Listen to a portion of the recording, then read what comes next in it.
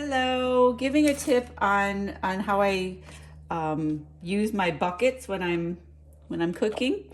My garbage bucket is here. These are for the peelings, and I'm just going to throw in the garbage.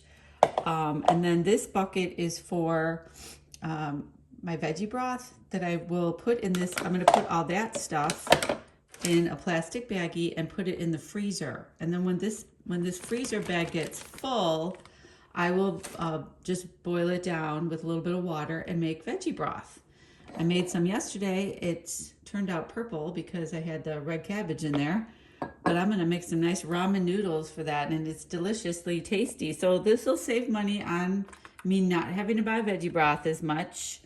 I mean, I have other ways to make veggie broth, but it's nice to, make it your own and make it yourself. And my other tip here is about garlic, that when you take the peel off and open up the garlic to the air, you release some of these very powerful chemicals that garlic has in them. And this is just really good to help with, anti-inflammatory, antiviral, antibacterial.